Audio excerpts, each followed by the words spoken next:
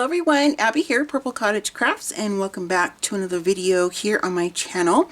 So in this one, it's going to be about the different textiles and upholstery fabric, just like, you know, regular cotton fabric. I got some bark cloth in here, some vintage laces and trims, and then this beauty over here that I'll show you guys at the very end because it's kind of big. So what I thought I would do is go ahead and give all of you a sneak peek, a preview, if you want to call it that, of the different fabrics and things that I'm going to be using in some slow stitch kits, as well as just fabric alone kits. And I just got everything laundered and ironed because I love to iron, you know that. And I wanted to share with you guys what I'm going to be using. Now there will also be some different fabrics, like you know, like some muslin and kind of like what I call kind of backing or base fabric. I don't have that here right now to show with you guys, but I wanted to show you all these really pretty lovelies. Now everything you see here came from my most favorite shop on the planet, and let me get the business card so I can show you guys. He does not at this time have an online presence. I'm working on that with him. If you happen to be in the Butte area, that is his address. And Brian is just an amazing guy, and I've talked about him before, so I won't go into a lot of detail in this video. So let's go ahead and start with the laces and trims. All of these are from the mid to late 1800s, and I'll show them to you here one at a time. Now I did want to mention real quick, most of you know that my husband and I are in a shared space. So he is in the back putting together his new computer. So if you hear any noises in the background, that's him. So, all right, let me show you this one first. Isn't that just pretty?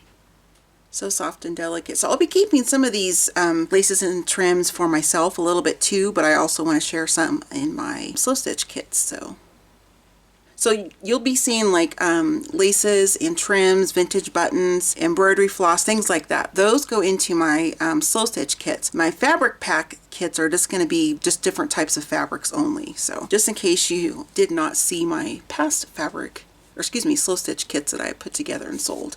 And I love this one, how wide it is. So, so pretty. And then last one, this is probably my favorite out of the four. Yeah, four. Make sure I can count today. Here we go. Look at that. Isn't that just beautiful? All that cut lace work in there. So, so pretty.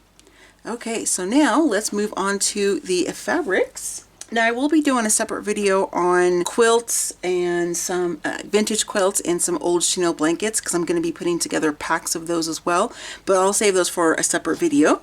And we have this piece right here.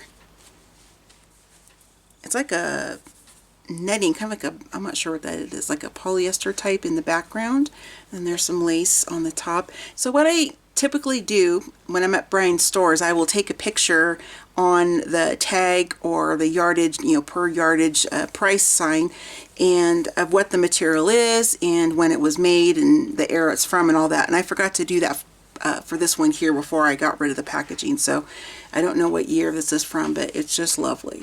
So pretty. Okay, next up we have this beautiful taffeta curtain panel, and I bought just one, but Brian is going to be holding the other three for me, which include the ties, and then there's also the top piece where it hangs. I went ahead and cut this one down, so here's like some more little scrap pieces. This is the part that was at the top with the ruching right here, and I want to keep these together. I thought about taking my seam ripper and pulling these apart, but I think that looks kind of neat with that. We'll see what I end up doing when I start to prepare the fabric packs. So let me just hold up the smaller piece a little bit easier. It has such a beautiful print on it. Isn't that just gorgeous? I love it. So nice. Really, really pretty. All right, so there is that one. Okay, so next up is this piece right here, and there are some cuts on some of these things because I shared with Angie, of course. And let me hold this up for you. This one I believe he said was the early 1900s on the tag, and it's just got a really lovely texture to it. All of us tactile people will love this one for sure, and it's really nice to do some slow stitching and embroidery on as well. So there's that one. Okay, next up is this beautiful linen cotton, I almost said bedspread, a piece of fabric, length of fabric. Oh my goodness, Abby. But isn't that just so cute? There's so many different parts you can cut out these little motifs, and you can, you know, do some hand applique onto something different if you want, or, you know, onto like a cover of a journal, or, you know, possibilities are endless. You don't have to just use fabrics for, you know, journals and stuff like that. You can, you know, make pillows or whatever you want out of it, wall decor. So really, really pretty. And I bought the rest that he had of this, which is just a little bit over a yard. So there's that, oops, upside down. There's that lovely blue material here. Okay, next up is this little, well, it's not little, but it's one of my smaller pieces of upholstery fabric. And it's got some beautiful florals on there, as you can see. And it also has a really nice texture like upholstery fabric typically does. So really nice. So there's that one. I don't have the largest piece of this, but it's still a lot because I cut this up and use them in smaller projects. Okay, next up is this beautiful, lovely length of bark cloth. So Brian has a lot of different styles and colors and patterns of bark cloth in his shop, but this is just the one I grabbed on my last trip there. And I love the holes. That's so pretty. So I'll try to show this to you. And this is all that he had of this. So it's really, really pretty. And there's the holes. I like that part. So I'll cut around this and keep that part for me because I like that. I'm not sure if everybody would like to have, you know, a piece of this fabric and it have, you know, a hole in the middle. So pretty. Again, you could cut out the different motifs and use them on whatever project you want. This would be really beautiful too to use for English paper piecing if you are into that type of crafting, which I am. I need to get back to that. It's been a while. So, all right, there is this lovely piece of bark cloth. All right, up next is this beautiful piece of cotton linen fabric. It's a little bit thicker. It might be fabric for like maybe a chair or stool or something like that, because this is a little bit thicker. Not as thick as the one I just showed you guys, but it definitely is thicker than like quilting fabric. So, and I love it because it's got little bits of purple in there. So pretty. I think I have like a yard and a half of this one. So plenty for my personal stash, and then to, you know, share with all of you as well. So pretty. Love it. Love it, love it. All right, up next is this quilted, I'm not sure if it was just like a bedspread or like a, I don't know what size it was, but all I had left was this length right here, and I grabbed it as quick as I could because I think this is just fabulous. Now I may end up putting this one in with the quilt and chenille pack and with this particular bag of fabric, so thought I'd go ahead and show it to you guys now. Really, really pretty. I love using quilted fabric for, you know, journal covers. It gives it a really nice kind of soft feel, whether you use a hardback or chipboard cover, or if you just use fabric, you know, make a fabric journal. It just kind of feels nice to have that batting kind of softness whenever you're making your various projects. Okay, up here a length of bark cloth, and I have a lot of this, you guys. You can see it's like folded over and over, so definitely will have plenty of packs with this beautiful bark cloth. I think these were like large curtain panels, because there's the top piece here where you put the rod in, and on the bottom as well. So kind of hold this up so you guys can see the colors. Now if every flower on here was this color, yeah, that would be going in my hoard vault. But I will keep some for me, of course, and then, you know, share some with all of you as well. So there's that beautiful bark cloth with a lovely, lovely texture. Okay, up next, I actually have more of this, but it's in one of my totes in the trailer, aka Abby's Annex. But I had this little piece that I got from him, and I wanted to show this to you guys. I'm not sure how I missed this additional piece when I bought them. Gosh, it was probably 2 shopping trips ago, I think. But I do have more of this, and so this is definitely some, you know, textile upholstery fabric, and I just love this. And it's raised. I'm not sure if you guys can be able to see the stitching, but it's raised texture. So again, just a very tactile piece of fabric right here. Okay, here we have a sample swatch, and I was trying to find the metal tag, but I'm not sure where I put it, but it was on the end down here, and it was kind of like a cross between like aluminum foil and tin, and it was older. And here are the rivets, I guess you could call them, on here. from where it was in the sample book or whatever.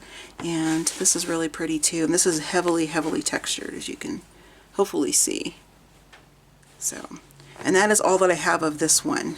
But even the backs are interesting.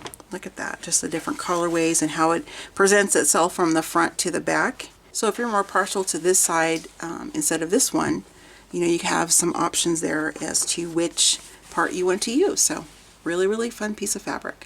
Okay, quick insert. I found another one of the sample pieces that I showed you guys just a moment ago.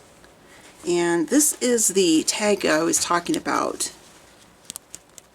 You know what I mean? I'm not sure what that's made of, but I am pulling these off and I'm keeping them so I can use them, you know, in journals as like ephemera and whatnot. So this is another one that's going to be going into the fabric kit. So I just wanted to share that with you guys since I forgot to put it in with the other fabrics that I just showed you.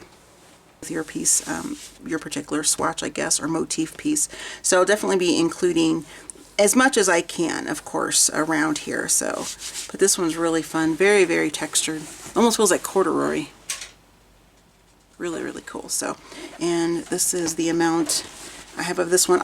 Now I haven't like measured out all of these pieces. Some I knew the yardage because it was sold by the yard, but this was just, you know, I guess a remnant. So I have that much, quite a bit when I cut it up and, you know, kind of disperse it around. So okay, so here we have another heavy fabric, upholstery fabric, and this one is so pretty. And if he would have had more, I would have bought all that he had. And the backside is really lovely too. And I'll hold this up so you can see a little bit better. Trying to see what is right side up, but I guess it doesn't matter. So look at how heavily textured that is, and it's just beautiful. So beautiful. So the same thing with this one is I will go through and cut out the motifs. I think instead of just cutting around here, I'm going to do my best to include, you know, as much as I can, because some of these are shared with another square. So, but I'll do my best to get as much of the border in as I can. That way you guys have options if you want to use this, trying to hold it up here, if you want to use this entire piece, or if you want to cut it apart and just use this part here and maybe cut this up and use it in some smaller slow stitching or something. So just to kind of give you guys options on what you might want to do with this. So lovely fabric as well. All right, so here we have this lovely green tone piece of upholstery fabric, and again, this is thicker, so like maybe for a chair or couch, I'm guessing. I guess you could use it for curtain panels if you wanted to. You could do what you want. So he has quite a bit of this in his shop. This was just like one, you know, one folded section that I purchased. So if this is a popular item with all of you, I definitely can go back to his store and get more. So yeah, so this is really nice. Let's look at the back side and hold this up here. So fun. All right, so that is it for the fabrics with the exception of this one. And this is a silk kind of taffeta piece. This was a cover on a bedspread. So somebody went ahead and already took the backing off, which I don't care about that. It's this part that I love. And there's some embroidery on here, different variations of the feather stitch, which is pretty cool. They got it in purples right there, and there's some, I think it was green, yeah, green and red. So let me try to fold this a bit better so you guys can see the individual squares. Okay, so I have my camera zoomed out as far as it will go, so I apologize that you can't see all of the different panels in here, but just really lovely. And let's listen to the sound. I just love that. So there are just some natural tears and holes just from, you know, the use of this and the age of it. Let me kind of start here in this corner, I guess. So we have this panel here. Now I am not quite ready to pick this apart. I won't cut it. I'll sit there and listen to my murder mystery shows or watch some TV with Steve, and I'll sit there with my seam ripper and I will pick this apart, because that is enjoyable to me. I know I'm weird. So anyway, so there's this piece here. I'm trying my best, you guys, to hold it up so you can see it. Like there. All right, and then this one, some blue. And then here we have, you can only really see part of this one, I guess, but let's try this. All right, so there is this piece as well. and each panel has sunflowers on it. So not sunflowers, some, in case you thought I said sun. I did not. Sometimes I run my words together because I talk so fast.